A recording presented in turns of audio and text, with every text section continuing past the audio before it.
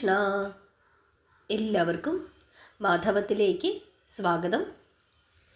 സ്കന്ദപുരാണത്തിലെ വളരെ വിശേഷപ്പെട്ട, അധികം ആർക്കും അറിയാത്ത ഒരു കഥയാണ് ഇന്ന് നമ്മൾ പറയുന്നത്. സ്കന്ദഷഷ്ഠി വ്രതം എടുക്കുന്ന എല്ലാവരും, ഇനി അഥവാ എടുക്കാതെ പ്രാർത്ഥിക്കുന്ന എല്ലാവരും തന്നെ നിർബന്ധമായും ഈ കഥ കേട്ടു മനസ്സിലാക്കണം. കാരണം മുരുകദേവൻ്റെ ലീലകളാണ്. ഭഗവാന്റെ ലീലകൾ കേൾക്കുന്ന ഓരോ ഭക്തനും ഭഗവാന്റെ അപാരമായ കടാക്ഷം ഉണ്ടാകും എന്നാണ് വിശ്വസിക്കുന്നത്. കഴിഞ്ഞ ദിവസം നമ്മൾ പറഞ്ഞത്, സ്കന്ദദേവനെ കാണാനായി മഹാദേവനും അമ്മയായ പാർവതീദേവിയും ശരവണപ്പൊയ്കയിൽ എത്തിയെന്നും അവിടെ നിന്നും ഭഗവാനെ മാതാപിതാക്കൾ ചേർന്ന് കൈലാസത്തിലേക്ക് കൊണ്ടുപോയി എന്നുമാണ് പറഞ്ഞു നിർത്തിയത്. ഇത്രയും കാലം ആളൊഴിഞ്ഞു കിടക്കുകയായിരുന്നു കൈലാസം, ഉറങ്ങിക്കിടക്കുകയായിരുന്നു കൈലാസം. പക്ഷേ ഇപ്പോൾ അവിടേക്ക് ഒരു കുഞ്ഞു ബാലൻ എത്തിയിരിക്കുന്നു. ഭഗവാന്റെ ആഗമനത്തോടു കൂടി ശബ്ദമുഖരിതമായി കൈലാസം. തൃപ്പാദങ്ങളിൽ പൊട്ടിച്ചിരിക്കുന്ന നവരത്ന ചിലമ്പുകളും പാദസരങ്ങളും മുത്തുകൾ പതിപ്പിച്ച പൊന്നരഞ്ഞാണവും കൈതപ്പൂവിൻ്റെ നിറത്തെ വെല്ലുന്ന ശോഭയുള്ള തളിരിളം കൈകളിൽ കങ്കണവും തരിവളകളും വെൺമുത്തുകൾ പതിപ്പിച്ച അങ്കുലീയങ്ങളും കാഞ്ചനമാലകളും ആടിക്കളിക്കുന്ന കർണകുണ്ടലങ്ങളും സിന്ദൂരനെറ്റിയിൽ മുത്തുപതക്കവുമായി ഭഗവാൻ മുരുകദേവൻ സർവാലങ്കാരഭൂഷിതനായി സുന്ദര കളേബരനായി അവിടെയെങ്ങും പ്രശോഭിച്ചു. ചിലമ്പുകൾ കിലുങ്ങുമാർ ഓടിക്കളിച്ചും പുല്ലാങ്കുഴലൂതി സ്വരരാഗസുധ വർഷിച്ചും മുരുകദേവൻ എല്ലാവരുടെയും ശ്രദ്ധയെ ആകർഷിച്ചു. കൊമ്പും കുഴലുമൂതി പ്രകൃതിയെ കോരിത്തരിപ്പിച്ച കുമാരദേവൻ വീണാതന്ത്രികളിൽ തളിരിളം വിരലുകളോടിച്ച് സർവചരാചരങ്ങളിലും ആനന്ദം ഉണ്ടാക്കി. തുടർന്ന് മൃദുപാദങ്ങൾ ചലിപ്പിച്ച് കോമള മേനി ഇളക്കി കൈലാസം മുഴുവനും ആ കുഞ്ഞ് ഓടി നടന്ന് കളിച്ചു. നവഭാവങ്ങൾ പ്രകടിപ്പിച്ച് കുമാരദേവൻ നൃത്തമാടി രസിച്ചു. അപ്പോൾ അരയിലെ കിങ്ങിണികൾ ഉലഞ്ഞുണ്ടാകുന്ന ശബ്ദം 14 ലോകങ്ങളിലും പ്രതിധ്വനിച്ചു. കുമാരൻ തൻ്റെ കുഞ്ഞു പാദങ്ങൾ കൊണ്ടാണ് നൃത്തം ചെയ്തത് എങ്കിലും പർവ്വതങ്ങൾ കുലുങ്ങിത്തുടങ്ങി. അങ്ങനെ ബാലലീലകളാടിയ കുമാരദേവൻ കുറുമ്പ് കാട്ടുന്നതിൽ മുമ്പനായിരുന്നു. വികൃതിത്തരങ്ങൾ പ്രകടിപ്പിച്ച് എല്ലാവരെയും സന്തോഷിപ്പിച്ച് ആ കുമാരൻ ലോകം മുഴുവനും ഓടി നടന്നു. അതുകൂടാതെ ജ്ഞാനമാകുന്ന അമ്മയുടെ പാൽ കുടിച്ച ആ ജ്ഞാനമൂർത്തി കുമാരദേവൻ എല്ലാവരോടും വേദശാസ്ത്രങ്ങളിൽ അത്യധികമായ പാണ്ഡിത്യം ഉണ്ട് എന്ന് അഹങ്കരിച്ചു നടന്ന എല്ലാവരോടും തർക്കങ്ങളിൽ ഏർപ്പെടുകയും കുമാരദേവൻ അവരെ പരാജയപ്പെടുത്തുകയും ചെയ്തു. അതോടുകൂടി പലരുടെയും അഹങ്കാരത്തിന് ശമനമുണ്ടായി. ദേവനാഗരി ഭാഷകളിലും മറ്റുള്ള എല്ലാ ലോകഭാഷകളിലും സ്കന്ദദേവൻ പണ്ഡിതനായി. മുരുകദേവൻ്റെ സഞ്ചാരങ്ങൾക്ക് യാതൊരു പരിധിയുമില്ലായിരുന്നു, തടസ്സങ്ങളില്ലായിരുന്നു, കാലഭേദങ്ങളില്ലായിരുന്നു. ചന്ദ്രമണ്ഡലത്തിലും സൂര്യമണ്ഡലത്തിലും ദേവലോകത്തിലും പാതാളങ്ങളിലും ചിരപരിചിതനെ പോലെ നിർഭയനായി ഭഗവാൻ സഞ്ചരിച്ചു. ചിലപ്പോൾ 6 രൂപങ്ങളിൽ സഞ്ചരിച്ചു. ബ്രാഹ്മണകുമാരനെ പോലെ, വൃദ്ധ ബ്രാഹ്മണനെ പോലെ, വീരനെ പോലെ, മഹർഷി വര്യനെ പോലെ, ബാലകനെ പോലെ, സേവകനെ പോലെ, ആണ്ടിപ്പണ്ടാരത്തെ പോലെ, അരജനെ പോലെ, അങ്ങനെയൊക്കെ വേഷധാരിയായി ഭഗവാൻ സഞ്ചരിച്ചു. ചിലപ്പോൾ കാൽനടയായി സഞ്ചരിച്ചു, ചിലപ്പോൾ അശ്വാരൂഢനായി യാത്ര ചെയ്തു, ഗജാരൂഢനായി, രഥാരൂഢനായി, അങ്ങനെ പല വാഹനങ്ങളിൽ, പല വേഷങ്ങളിൽ, പല രൂപങ്ങളിൽ, പല ഭാവങ്ങളിൽ കുമാരദേവൻ യഥേഷ്ടം സഞ്ചരിച്ചു. മേഘപാളികൾക്കിടയിൽ കൂടി ഒളിച്ചു കളിച്ചു രസിച്ച ദേവൻ വായുവിൽ പറന്ന് ഉല്ലസിച്ചു. മണിനാദങ്ങൾ മുഴക്കി ആനന്ദം അനുഭവിച്ച മുരുകൻ മധുരഗാനങ്ങൾ ആലപിച്ചു. അങ്ങനെ ത്രിലോകവാസികളെയും ആ കുമാരൻ മോഹിപ്പിച്ചു. ഇപ്രകാരമുള്ള കുമാരദേവന്റെ മായാ വിനോദ ലീലകൾ കണ്ട് ആസ്വദിക്കുകയാണ് മാതാപിതാക്കളായ പാർവതീദേവിയും മഹാദേവനും. പാർവതീദേവി മകൻ്റെ ഇപ്രകാരമുള്ള ലീലകൾ കണ്ട് ആശ്ചര്യഭരിതയായി. എന്തുകൊണ്ടാണ് കുമാരൻ ഇങ്ങനെയൊക്കെ സഞ്ചരിക്കുന്നത്, ഇങ്ങനെ പല വേഷങ്ങളിൽ സഞ്ചരിക്കുന്നത്, പല ഭാഷകളിൽ സംസാരിക്കുന്നത്? എന്താണ് കുമാരൻ്റെ ഈ ലീലയുടെ അർത്ഥം? ഇതൊക്കെ ഒന്ന് മനസ്സിലാക്കുന്നതിന് വേണ്ടി ദേവി തൻ്റെ ഭർത്താവായ മഹേശ്വരനെ സമീപിച്ചിട്ട് ചോദിക്കുകയാണ്, അല്ലയോ മഹാദേവ, ഈ കുഞ്ഞു പ്രായത്തിൽ തന്നെ നമ്മുടെ കുമാരൻ എത്രമാത്രം മായാജാലങ്ങൾ പ്രകടിപ്പിക്കുന്നു, മായാലീലകൾ ആടുന്നു. നമ്മുടെ പുത്രൻ അവിടുത്തെ പോലെ തന്നെ അഗ്രഗണ്യനാണ് എന്ന് തോന്നുന്നു. നമ്മുടെ പുത്രൻ സ്കന്ദദേവന്റെ അത്ഭുത സിദ്ധികളെക്കുറിച്ച് അങ്ങ് അരുളി ചെയ്താലും. ഇങ്ങനെ പാർവതീദേവി ഭർത്താവായ ശിവനോട് പറയുന്നു. അപ്പോൾ പരമേശ്വരൻ പറയുകയാണ്, ഉമാദേവി, എന്തുകൊണ്ടാണ് നമ്മുടെ പുത്രൻ ഇങ്ങനെയൊക്കെ ലീലകൾ ആടുന്നത് എന്ന് അവിടുത്തേക്ക് അറിഞ്ഞുകൂടാത്തവളാണോ? എല്ലാം അറിയുന്നവളല്ലേ ദേവി, പിന്നെ എന്തിനാണ് അവിടുന്ന് എന്നോട് ചോദിക്കുന്നത്? എനിക്ക് മനസ്സിലായി എന്തിനാണ് ചോദിക്കുന്നത് എന്നുള്ളത്. കാരണം എന്നിൽ കൂടി മകൻ്റെ കഥകൾ അറിയുവാൻ ലോകവും അവിടുന്ന് ആഗ്രഹിക്കുന്നു. അത് കേൾക്കുവാൻ അവിടുന്ന് ആഗ്രഹിക്കുന്നു. അത് കേട്ട് സന്തോഷിക്കുവാൻ അവിടുന്ന് ആഗ്രഹിക്കുന്നു. അതുകൊണ്ടാണ് അവിടുന്ന് ഇങ്ങനെ എന്നോട് ചോദിക്കുന്നത് എന്ന് എനിക്കറിയാം. എന്തായാലും അവിടുന്ന് ചോദിച്ചതല്ലേ, അറിഞ്ഞുകൊള്ളുക എന്ന് പറഞ്ഞിട്ട് അച്ഛൻ മകൻ എന്തുകൊണ്ടാണ് ഇങ്ങനെ ലീലകൾ ആടുന്നത് എന്ന് അമ്മയ്ക്ക് പറഞ്ഞു കൊടുക്കുന്നു. ശരിയല്ലേ, നമുക്കെല്ലാവർക്കും നമ്മുടെ കുഞ്ഞിന് എത്രത്തോളം കഴിവ് ഉണ്ട് എന്ന് നമുക്കറിയാമെങ്കിലും മറ്റൊരാൾ നമ്മുടെ കുഞ്ഞിനെ പറ്റി പറയുന്നത്, നല്ലത് പറയുന്നത് കേൾക്കുമ്പോൾ ഒരമ്മയ്ക്കുണ്ടാകുന്ന ആനന്ദം അത് വളരെ വലുതാണ്.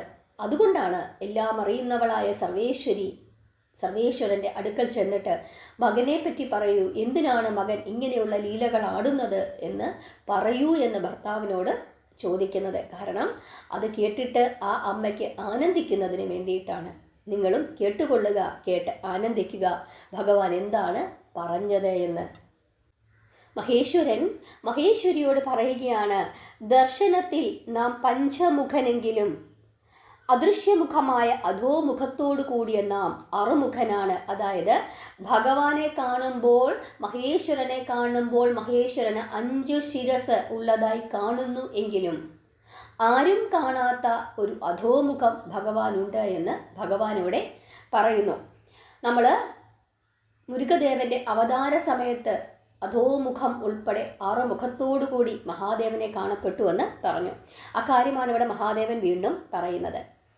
നമ്മുടെ കുമാരൻ പ്രത്യക്ഷത്തിൽ അറുമുഖനായി അവതരിച്ചിരിക്കുന്നതും അതുകൊണ്ട് തന്നെയാണ് എന്നാണ് മഹേശ്വരൻ പറയുന്നത്. ഓം എന്ന അക്ഷരത്തോട് കൂടുമ്പോൾ നമ്മുടെ മന്ത്രം ഷഡാക്ഷര മന്ത്രമാകുന്നു. അതായത് ഓം നമഃ ശിവായ, അത് 6 അക്ഷരമാണ്. കുമാരനും ഷഡാക്ഷര മന്ത്രകാരനാണ്. ഇത് മഹാദേവൻ മഹാദേവിയോട് പറയുകയാണ്.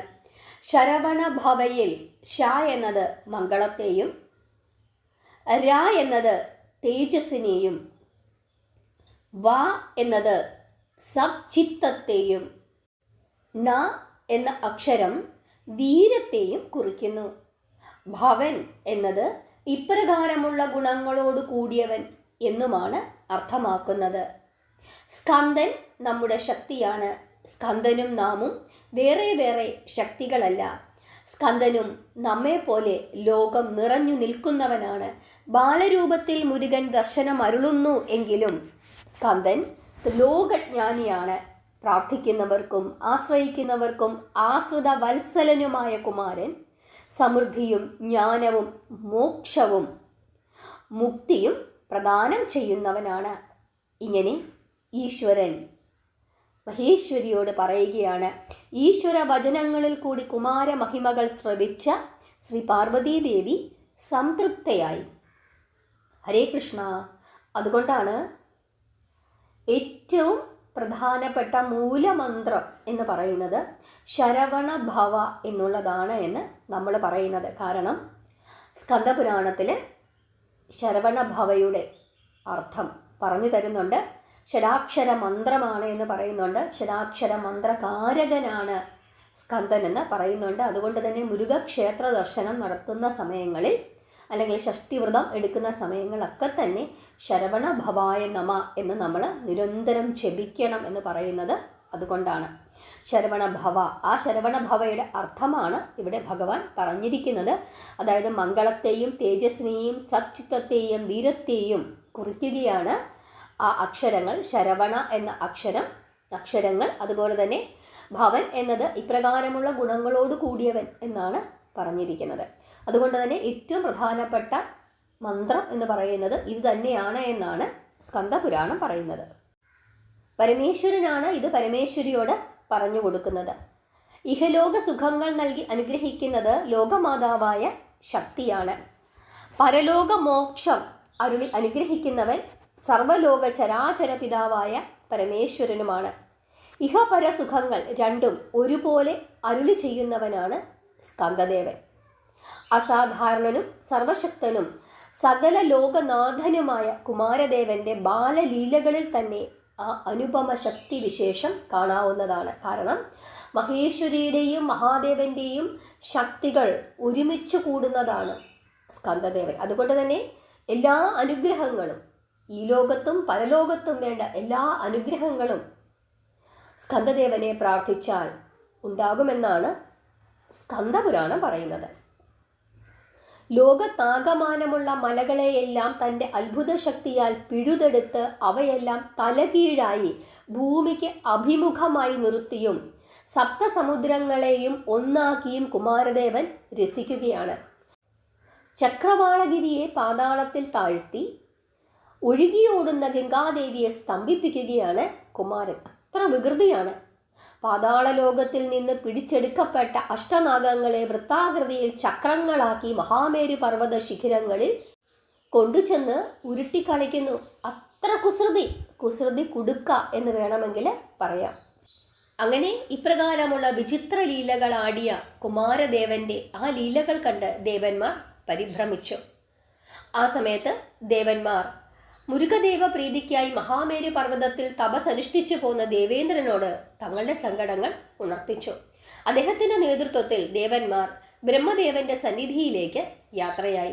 അപ്പോൾ തന്റെ ശക്തി വൈഭവത്താൽ മഹാമേരു പർവ്വതത്തെ ഇളക്കിയ സ്കന്ദദേവൻ അതിൻ്റെ ശിഖരങ്ങൾ അടർത്തിയെടുത്ത് നാനാഭാഗങ്ങളിലേക്കും വീശിയെറിഞ്ഞു. ആ അത്ഭുതം ദർശിച്ച ദേവന്മാർ ഭയപ്പെട്ട് വിറച്ചു. ഈ അത്ഭുത കൃത്യം ആരായിരിക്കും നിർവഹിക്കുന്നത് എന്ന് തിരഞ്ഞു ചെന്ന ദേവന്മാർ കണ്ടത് നിസ്സാരനായ ഒരു ബാലകനെയാണ്. തങ്ങളുടെ മുമ്പിൽ പ്രത്യക്ഷപ്പെട്ടു നിൽക്കുന്ന ബാലകൻ സാക്ഷാൽ മുരുകനാണ് എന്ന് ദേവന്മാർ അറിഞ്ഞില്ല. അല്ലെങ്കിൽ ദേവന്മാരെ മുരുകൻ അറിയിച്ചില്ല. ദേവേന്ദ്രനും അറിയാൻ സാധിച്ചില്ല. കാരണം അത് മായയുടെ മറ്റൊരു കളിയാട്ടമായിരുന്നു. മായ എന്ന ബന്ധനം മനുഷ്യർക്ക് മാത്രമല്ല, അത് ദേവന്മാർക്കും ഉണ്ട് എന്ന് തെളിയിക്കുന്നതാണ് ഈ സംഭവം. മുരുകദേവൻ വേഷം മാറി എത്തിയിരിക്കുന്ന അസുരനാണ് എന്ന് ദേവന്മാർ വിചാരിക്കുകയും അങ്ങനെ ആ ബാലനോട് യുദ്ധം ചെയ്യുവാൻ ദേവന്മാർ തീർച്ചപ്പെടുത്തുകയും ചെയ്തു. കുമാരദേവന്റെ ദർശനത്തിനായി തപസ്സനുഷ്ഠിക്കുന്ന ദേവേന്ദ്രൻ പോലും സ്കന്ദദേവന്റെ മുമ്പിൽ പ്രത്യക്ഷപ്പെട്ടു. ദേവേന്ദ്രന്റെ മുമ്പിൽ ദർശനമരുളിയ കുമാരദേവൻ പക്ഷേ അത് കുമാരദേവനാണ് എന്ന് തിരിച്ചറിയുന്നതിന് പോലും ദേവേന്ദ്രന് സാധിച്ചില്ല. അഗ്നികുണ്ഡത്തെ സമീപിക്കുന്ന ഈയാം പാറ്റകളെ പോലെ ദേവന്മാർ കുമാരദേവനെ വളഞ്ഞു. അങ്ങനെ ഈ ബാലൻ മുരുകദേവനാണ് എന്ന് മനസ്സിലാക്കാതെ കഷ്ടകാലത്തിന് ഐരാവതത്തിൻ്റെ മുകളിൽ കയറി ദേവേന്ദ്രൻ സ്കന്ദനുമായി യുദ്ധം ചെയ്യാനായി തുടങ്ങി. ദേവന്മാർക്ക് വേണ്ടി അസുരന്മാരുമായി യുദ്ധം ചെയ്യാൻ വേണ്ടിയിട്ടാണ് കുമാരൻ അവതരിച്ചത്. അങ്ങനെയുള്ള കുമാരന് ഇതാ ദേവന്മാരുമായി തന്നെ യുദ്ധം ചെയ്യേണ്ടി വന്നു. എല്ലാം ഭഗവാന്റെ ലീലകൾ മാത്രം. കുമാരദേവനു നേരെ ദേവേന്ദ്രൻ പ്രയോഗിച്ച അസ്ത്രങ്ങളെല്ലാം ദേവപാദങ്ങളിൽ അർപ്പിക്കപ്പെട്ട പുഷ്പങ്ങളെ പോലെ ഭവിക്കുകയാണ് ഉണ്ടായത്. അത് കണ്ടപ്പോൾ ദേവരാജാവായ ഇന്ദ്രന് ക്രോധമുണ്ടായി. അദ്ദേഹം തൻ്റെ വജ്രായുധം ഭുരുകദേവനുമേൽ പ്രയോഗിച്ചു. വൈരത്തെ പോലെ ദൃഢഗാത്രനായ സ്കന്ദദേവനിൽ തട്ടി ആ വജ്രായുധം പൊടിഞ്ഞ് മണ്ണിലേക്ക് തന്നെ പോയി. ഇത് കണ്ടതും ഇന്ദ്രന്റെ വാഹനമായ ഐരാവതം ദിക്കെട്ടും പൊട്ടുമാറ് ചിഹ്നം വിളിച്ചുകൊണ്ട് കുമാരദേവനു നേരെ പാഞ്ഞെടുത്തു. അടുത്ത നിമിഷം ആയുധധാരിയായ അർമുഖൻ വില്ലു കുലയ്ക്കുകയും അമ്പു തൊടുത്ത് ഐരാവതത്തെ ലക്ഷ്യമാക്കി പ്രയോഗിക്കുകയും ചെയ്തു. കൂരമ്പ് ഐരാവതത്തിൻ്റെ മസ്തകത്തിൽ തറച്ചു. ഐരാവതം പിടഞ്ഞു വട്ടം കറങ്ങി നിലത്തു വീണു. തൻ്റെ വാഹനമായ ഐരാവതം വീണത് കണ്ടപ്പോൾ ദേവേന്ദ്രൻ കോപത്തോടുകൂടി തൻ്റെ ധനുസ് കുലയ്ക്കുവാൻ ഉരുമ്പെട്ടു. ആ തക്കം നോക്കി സ്കന്ദദേവൻ ദേവേന്ദ്രൻ്റെ കൈ ലക്ഷ്യമാക്കി അസ്ത്രം പ്രയോഗിച്ചു. സ്കന്ദാസ്ത്രമേറ്റ ദേവേന്ദ്രന് ശക്തി നഷ്ടപ്പെടുകയും എങ്കിലും ശക്തി സംഹരിച്ച് മറ്റൊരായുധം കുമാരനുമേൽ പ്രയോഗിച്ചു. പക്ഷേ ആ അസ്ത്രവും നിഷ്പ്രയോജനമായി തീർന്നു. അത് കണ്ടപ്പോൾ ഇന്ദ്രൻ തളർന്നു. അടുത്തതായിട്ട് യുദ്ധക്കളത്തിലേക്ക് എത്തിയത് ആരാണ്? വരുണനാണ്. വരുണനു നേരെ ശക്തിയേറിയ 4 അമ്പുകൾ പ്രയോഗിച്ച കുമാരൻ അങ്ങനെ വരുണനെയും തോൽപ്പിക്കുന്നു. ശൂലവും ഗദയുമേന്തി തന്നെ നേരിടുന്നതിനായി എത്തിയ യമധർമ്മരാജാവിനെ ലക്ഷ്യമാക്കി കുമാരദേവൻ 5 ബാണങ്ങളാണ് തൊടുത്തുവിട്ടത്. സ്കന്ദാസ്ത്രമേറ്റ് യമധർമ്മനും തോറ്റു. കാലാഗ്നിരുദ്രനെ പോലെ അറുമുഖദേവൻ യുദ്ധക്കളത്തിൽ ഒറ്റയ്ക്ക് നിന്നാണ് ഈ ദേവന്മാരെയെല്ലാം എതിരിട്ടത്. ബാലകന്റെ അത്ഭുതകരമായ ശക്തി കണ്ട് ഭയപ്പെട്ട ദേവന്മാർ പ്രാണരക്ഷാർത്ഥം ഓടി ഒളിക്കുകയാണ് പിന്നീട് ചെയ്തത്. ഈ സംഭവങ്ങൾക്കെല്ലാം സാക്ഷ്യം വഹിച്ചുകൊണ്ട് നാരദ മഹർഷി അവിടെ നിന്നിരുന്നു. നാരദ മഹർഷി പരിഭ്രമിച്ചു. അദ്ദേഹം വ്യാഴമണ്ഡലത്തിൽ ചെന്ന് വ്യാഴ ഭഗവാനെ സർവ്വവിവരങ്ങളും ധരിപ്പിച്ചു. സംഭവം അറിഞ്ഞ ദേവഗുരു പരിഭ്രമത്തോടുകൂടി മഹാമേരു പർവ്വതത്തിലേക്ക് എത്തി. മഹാമേരു ശൃംഗത്തിൽ മരണപ്പെട്ടു എന്ന നിലയിൽ കിടന്നിരുന്ന ദേവന്മാരെ കണ്ടപ്പോൾ വ്യാഴ ഭഗവാൻ വിഷാദത്താൽ വിവശനായി തീർന്നു. ഇവിടെ വ്യാഴ ഭഗവാൻ എന്ന് ഉദ്ദേശിച്ചിരിക്കുന്നത് ആരെയാണ്? ദേവഗുരുവായ ബൃഹസ്പതിയെയാണ്. ദേവന്മാരുടെ ഇപ്രകാരമുള്ള അവസ്ഥ കണ്ടപ്പോൾ ബൃഹസ്പതിക്ക് വളരെയധികം ദുഃഖം തോന്നുകയും ആരാണ് ദേവന്മാർക്ക് ഈ ഗതി വരുത്തിയത് എന്ന് ചിന്തിക്കുകയും ചെയ്തു. അതോടുകൂടി ദേവഗുരുവിൻ്റെ മനസ്സിലേക്ക് സ്കന്ദദേവന്റെ ആ കോമളമായ രൂപം തെളിഞ്ഞു വന്നു. ഈ ദുരന്ത നാടകത്തിനു കാരണക്കാരൻ സർവശക്തനായ കുമാരനാണ് എന്നറിഞ്ഞ ദേവഗുരു ആ തൃപ്പാദങ്ങളിൽ അഭയം പ്രാപിച്ചുകൊണ്ട് സങ്കടം ഉണർത്തിച്ചു. അല്ലയോ സ്കന്ദദേവ, ശൂരപത്മാസുരൻ, താരകാസുരൻ, സിംഹമുഖാസുരൻ തുടങ്ങിയവരുടെ ആക്രമണങ്ങളാൽ ഇന്ദ്രാദി ദേവന്മാർ അത്യധികം കഷ്ടപ്പെടുകയാണ്. ദേവലോകം നഷ്ടപ്പെട്ട ദേവേന്ദ്രൻ ഈ മഹാമേരു പർവ്വതത്തിൽ അഭയം പ്രാപിച്ചിരിക്കുകയാണ്. അവിടുത്തെ കൃപ കൊണ്ട് അസുരന്മാരെ നിഗ്രഹിക്കാമെന്ന ധൈര്യത്തോടു കൂടിയാണ് ഇത്രകാലം ഇന്ദ്രൻ തപസ്സനുഷ്ഠിച്ചത്. ശരവണപ്പൊയ്കയിൽ അങ്ങയുടെ അവതാര മഹിമ ദർശിച്ചതോടുകൂടി ഞങ്ങളുടെ ദുഃഖങ്ങളെല്ലാം അവസാനിച്ചു എന്ന് വിശ്വസിച്ച് ഇരിക്കുകയായിരുന്നു. ഇന്ദ്രൻ അവിടുത്തെ ചേവടികളെ സേവിച്ചാണ് ഇത്രയും കാലം ജീവിച്ചത്. ഇന്ദ്രന് അങ്ങയെ മനസ്സിലായില്ല. അതുകൊണ്ടാണ് ഇന്ദ്രൻ ഇപ്രകാരം ചെയ്തത്. അങ്ങ് അവരെ രക്ഷിക്കണം. ഇന്ദ്രന് അങ്ങയെ മനസ്സിലായില്ല. അതുകൊണ്ടാണ് ഇന്ദ്രൻ ഇങ്ങനെയൊരു അപരാധം അങ്ങയോട് ചെയ്തത്. പുത്രന്മാരെ രക്ഷിക്കേണ്ടത് മാതാപിതാക്കളല്ലേ? തെറ്റു ചെയ്യുന്ന പുത്രന്മാരെ മാതാപിതാക്കൾ ശിക്ഷിക്കുന്നത് ഉചിതമാണെങ്കിലും വധിക്കുന്നത് ധർമ്മമല്ല. അല്ലയോ കുമാരദേവ, കനിഞ്ഞരുളി ഇന്ദ്രാദി ദേവന്മാരെ കാത്തു രക്ഷിക്കണം. അവരുടെ തെറ്റുകൾ പൊറുത്ത് അവർക്ക് നന്മ നൽകണം. ഇങ്ങനെ ദേവഗുരുവായ ബൃഹസ്പതി കുമാരനോട് അപേക്ഷിക്കുന്നു, പ്രാർത്ഥിക്കുന്നു. ദേവഗുരുവിൻ്റെ പ്രാർത്ഥന കേട്ട സ്കന്ദൻ സംപ്രീതനായി പുഞ്ചിരി തൂകി, ഇന്ദ്രാദി ദേവന്മാർ അവരവരുടെ വാഹനങ്ങളോടും ആയുധാദികളോടും കൂടി പുനർജീവിക്കട്ടെ, അവർക്ക് എല്ലാ ശക്തികളും തിരിച്ചു കിട്ടട്ടെ എന്ന് സ്കന്ദൻ അനുഗ്രഹിച്ചു. പുനർജന്മം സിദ്ധിച്ച ദേവന്മാർ ബോധവാന്മാരായി ദേവന്റെ തൃപ്പാദങ്ങളിൽ അവർ സാഷ്ടാംഗ പ്രണാമം ചെയ്തു. ആപദ്ബാന്ധവനായ കുമാരദേവനെ അവർ മനസ്സുരുകി പ്രാർത്ഥിച്ചു. ഇന്ദ്രനും മറ്റു ദേവന്മാരും അവരുടെ തെറ്റുകൾക്ക് മാപ്പപേക്ഷിച്ചു. ചെയ്തുപോയ തെറ്റുകുറ്റങ്ങൾക്ക് മാപ്പിരന്ന് പശ്ചാത്തപിക്കുന്ന ദേവന്മാരോട് സ്കന്ദദേവന് ദയ തോന്നി. അവരുടെ തെറ്റുകൾ പൊറുത്ത് സ്കന്ദൻ ദേവന്മാരെ അനുഗ്രഹിച്ചു. കേവലം ബാലകനാണ് എന്നു കരുതി യുദ്ധത്തിനൊരുമ്പെട്ട ദേവന്മാരെ തൻ്റെ ശക്തിയും ധൈര്യവും കാണിച്ചു കൊടുക്കുന്നതിനുള്ള അവസരം അടുത്തിരിക്കുന്നു എന്ന് അദ്ദേഹത്തിന് ബോധ്യപ്പെട്ടു. തങ്ങളെ രക്ഷിക്കണമെന്ന് ഇന്ദ്രൻ വീണ്ടും വീണ്ടും സ്കന്ദനോട് പ്രാർത്ഥിച്ചു. ത്രിലോകവാസികളും അനുഭവിച്ചു പോരുന്ന ദുരിതങ്ങൾക്ക് പരിഹാരം കാണാൻ സമയമായിരിക്കുന്നു. നിങ്ങൾ സേനകളാകും എങ്കിൽ നാം ദേവസേനാ നായകനായി അസുരനിഗ്രഹം നടത്തുന്നതാണ് എന്ന് സ്കന്ദൻ അരുളി ചെയ്തു. സ്കന്ദദേവന്റെ ഇപ്രകാരമുള്ള വചനം ദേവന്മാരിൽ ആത്മവിശ്വാസം ഉണ്ടാക്കി. ഇന്ദ്രൻ സ്കന്ദദേവനോട് തൻ്റെ സങ്കടം ഉണർത്തിച്ചു. ദേവ, പ്രപഞ്ചത്തിലെ മലകളും സമുദ്രങ്ങളും ലോകങ്ങളും ജീവരാശികളും അവിടുത്തെ മായാവിനോദങ്ങളാൽ സ്ഥാനം മാറി നിൽക്കുകയാണ് ഇപ്പോൾ.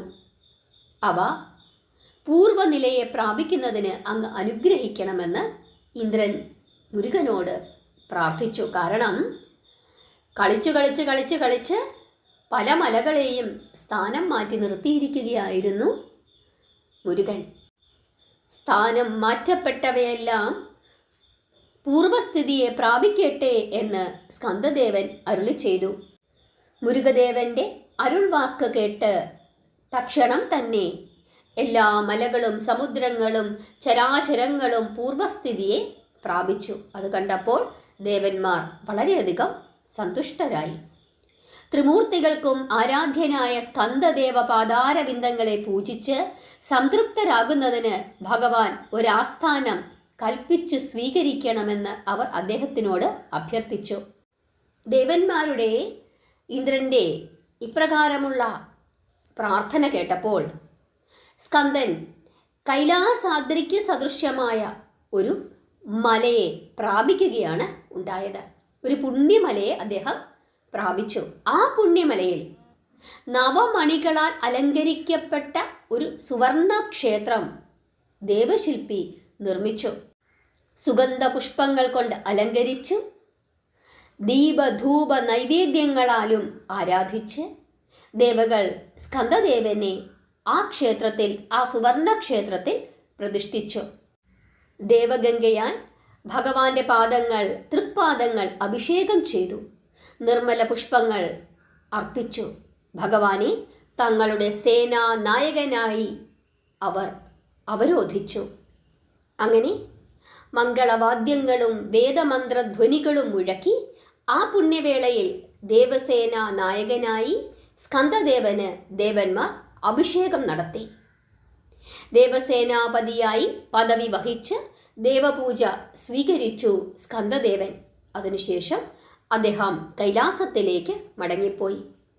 സംതൃപ്തിയോടുകൂടി സകല ദേവന്മാരും അവരവരുടെ സ്വസ്ഥാനങ്ങളിലേക്ക് മടങ്ങിപ്പോവുകയും ചെയ്തു. ഇതോടുകൂടി ദേവന്മാർക്ക് ബോധ്യപ്പെട്ടു, തങ്ങളെ രക്ഷിക്കുവാൻ കുമാരൻ ഇപ്പോൾ പ്രാപ്തനായിരിക്കുന്നു. അതവരെ മനസ്സിലാക്കി കൊടുക്കുന്നതിനു കൂടി വേണ്ടിയിട്ടാണ് അവരോട് നിസാരനായ ബാലൻ എന്ന നിലയിൽ തന്നെ ഭഗവാൻ യുദ്ധം ചെയ്തത്. കാരണം ഒരു പക്ഷേ മുരുകനെ കാണുമ്പോൾ ദേവന്മാർക്ക് ചിലപ്പോൾ ഒരു സംശയം തോന്നാം, ഇത്രയും ചെറിയ ബാലൻ ഞങ്ങളെ രക്ഷിക്കുമോ? അതിനുള്ള ശക്തി ഇവനുണ്ടാകുമോ? ഇവൻ കുട്ടിയല്ലേ?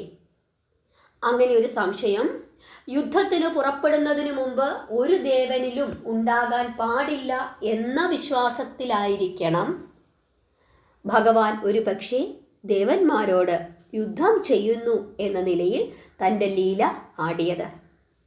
എല്ലാം സർവേശ്വരൻ്റെ ലീലകൾ മാത്രമാണ് എന്ന് വിശ്വസിക്കാം. സ്കന്ദപുരാണത്തിലെ വളരെ സൂക്ഷ്മമായ ഒരു കഥയാണിത്. ഭഗവാന്റെ ഓരോ പ്രവർത്തികൾക്കും ആയിരം അർത്ഥങ്ങളുണ്ട് എന്ന് നമ്മൾ ഓർക്കുക. തെറ്റു ചെയ്താൽ ശിക്ഷിക്കപ്പെടുക തന്നെ ചെയ്യും. അത് ദേവനായാലും അസുരനായാലും മനുഷ്യനായാലും ആരായാലും തെറ്റു ചെയ്താൽ ശിക്ഷ അനുഭവിക്കണം. പക്ഷേ തങ്ങളുടെ തെറ്റുകൾ തങ്ങൾക്ക് മനസ്സിലായി പശ്ചാത്തപിച്ച് ഭഗവാനോട് മാപ്പിരന്നു കഴിഞ്ഞാൽ കരുണാമയനായ ഭഗവാൻ തീർച്ചയായിട്ടും മാപ്പ് നൽകും എന്നുള്ളതിൻ്റെ ഒരു ഉത്തമ ഉദാഹരണം കൂടിയാണ് സ്കന്ദപുരാണത്തിലെ ഈ കഥ. ഈ കഥ നിങ്ങൾക്കെല്ലാവർക്കും ഇഷ്ടപ്പെട്ടു എന്ന് വിശ്വസിക്കുന്നു. സ്കന്ദപുരാണം മഹാഷഷ്ടി ദിവസം വരെ നമുക്ക് പറയാം. ഷഷ്ടി കഴിഞ്ഞ് അതിൻ്റെ പിറ്റേ ദിവസം ഭഗവാന്റെ തിരുക്കല്യാണമാണ്. ഇനി അങ്ങോട്ട് വളരെ മനോഹരമായ ലീലകളാണ് നമുക്ക് പറയാനായിട്ടുള്ളത് ഭഗവാന്റെ.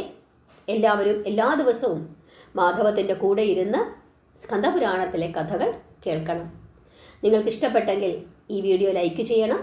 നിങ്ങളുടെ പ്രിയപ്പെട്ടവർക്കായി ഷെയർ ചെയ്തു കൊടുത്ത് അവരെയും ഭഗവാന്റെ പാതയിലേക്ക് കൊണ്ടുവരാനായി ശ്രമിക്കുക.